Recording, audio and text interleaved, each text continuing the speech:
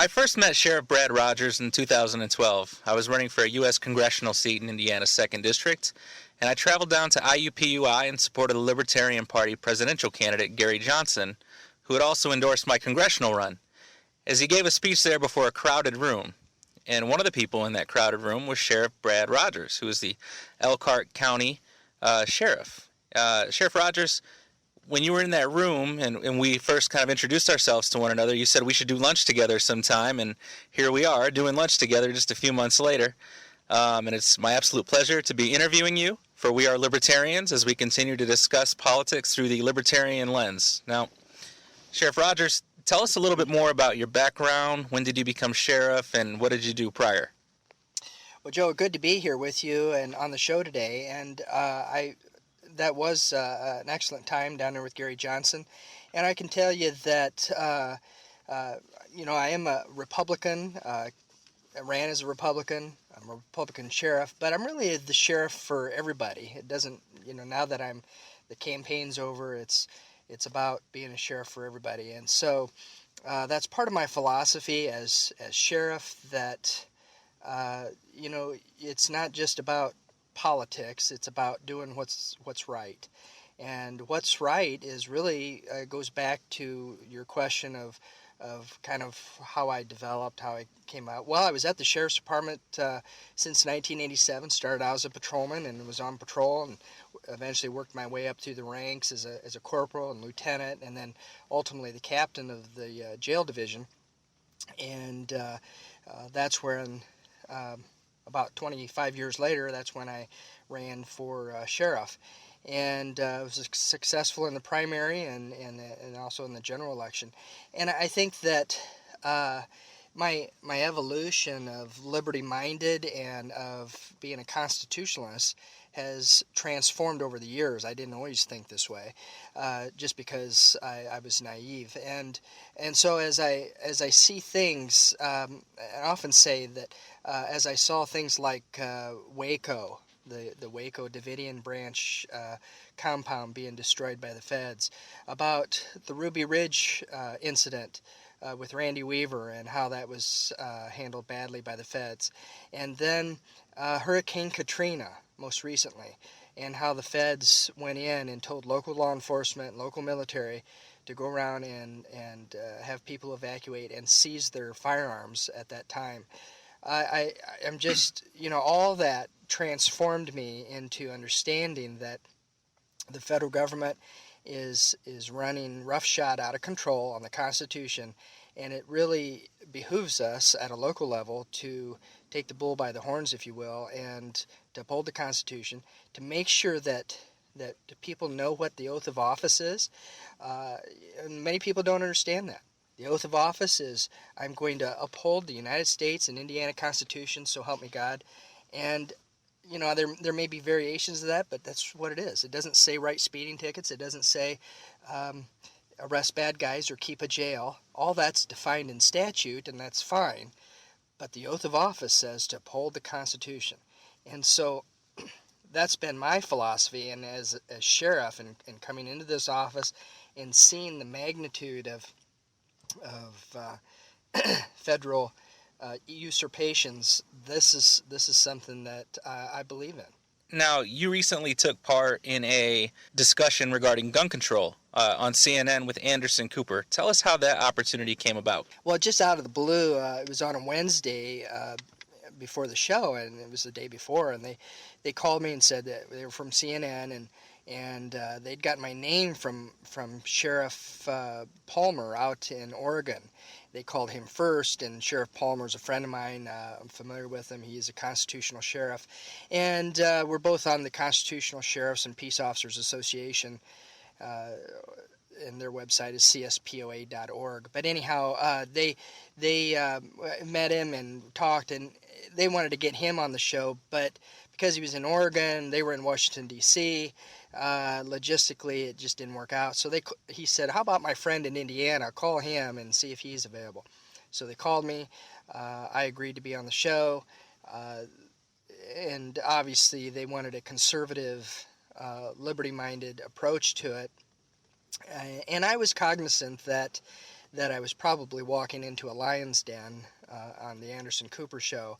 But I can tell you that it was a good experience. It was certainly not something that I was surprised about. But I'll tell you, Anderson was very professional in the sense that he was courteous. He was never once was I degraded either before or after the show, or really mistreated, or maybe even had a fear for my safety.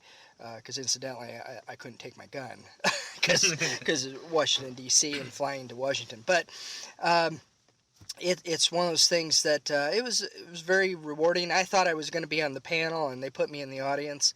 And, of course, he asked me the question direct about, so Sheriff Rogers, something to the effect that you don't believe that the federal government should be involved in gun control. And I said, absolutely not. Article 1, Section 8 says what the federal government is supposed to be doing. And gun control is not one of those. And it's really a states' rights issue. It's a 10th Amendment and Second Amendment issue. And really, the federal government should keep their nose out of it. Really, if the states want to limit certain things or prescribe some type of gun laws, then they certainly have a right to do that, assuming that their Constitution allows it, their individual state Constitution. In Indiana, incidentally, the Constitution in Indiana says, Article 1, Section 32, that the people shall have a right to arms for defense of themselves and the state. So it's pretty clear, what do we define as arms? Well, that's probably up to the state to decide, but it's not up to the federal government to decide. During that program, you went forward and, like you said, you explained your view on gun rights, the perspective from the U.S. Constitution and the Indiana State Constitution. And when you finished, their legal analysts regarded your statements as factually inaccurate. He then stated that the federal government is supreme over the states. How did you feel about those comments? Well, first of all, I wasn't surprised that CNN's legal analysts would say such a thing, because that's the party line of the Supremacy Clause, that the federal government is supreme in all things, regardless of state and local laws. But we who are liberty-minded and know the Constitution knows that's inaccurate. In fact, it's been proven in court a number of times that that's not the case, that the federal government is not supreme, except when the laws are pursuant to the Constitution. Well, the gun control issue, anything they go after there is going to be unconstitutional, so they're not supreme in that. I had one chambered. I had one ready to go, a comment loaded and for bear, but they cut me off and wouldn't let me talk further about that, which, you think of that's a little bit unfair, but again, it wasn't my show, and I knew that there could be that possibility, but I can also know that the people of Elkhart County and the people of Indiana know that Sheriff Brad Rogers takes a stand on this, and that's my whole point, is that we need leaders in elected spots that will uphold their oath of office, that will uphold the Constitution, and go against the tide and societal trends to induce us otherwise. And it's I'm no hero. I'm doing my job, but I think it takes leadership to take a stand for those things. Did the experience have any effect on your opinion of the mainstream media? It sounds like you weren't too surprised. No, I didn't. I wasn't as surprised at all. In fact, my opinion of the mainstream media hasn't changed. They're extremely liberal, and they have their own agenda, and I get all that. But again, I suppose I had a little apprehension going on CNN just because of that knowledge. But I think, again, they paid my way. I didn't pay. None of the money came out of tax dollars. It was all paid by CNN. From my front door back to my front door that day. So it was a good experience, and I think that if I had it to do over, I would probably say, well, allow me one rebuttal comment. Now, aside from your recent advocacy for our Second Amendment, this isn't the first time you've made waves in the political arena. Tell us about your standoff with the Food and Drug Administration in 2011. Well, it was December 1st, 2011, and that's when an Amish farmer in Elkhart County, where I'm sheriff, contacted me and said, I'm having trouble with the federal government. Could you come talk to me about it? I said, sure, absolutely. So I went, made an appointment, sat down at his kitchen table, and he shared with me about how he was being inspected by FDA agents and that how he was being subpoenaed by the Department of Justice to appear in a grand jury in Michigan. And I said, well, you're really going to have to figure that one out yourself. I can't really tell you to ignore the grand jury subpoena or anything like that. That's something that you need to decide on your own. But I said, if you're willing to open up a hornet's nest, we can certainly deal with the inspectors coming on your property without permission.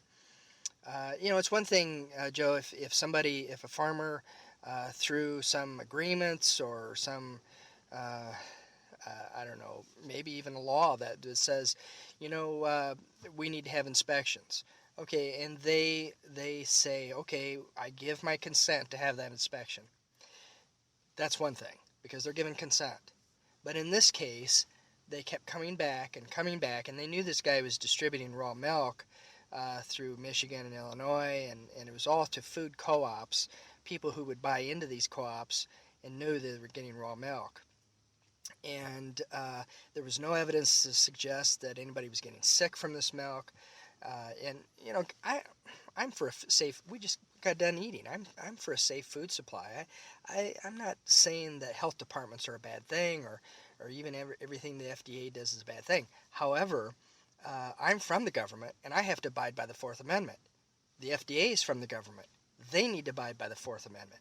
Now, the Fourth Amendment says unreasonable searches and seizures. It doesn't say all searches and seizures, just unreasonable ones.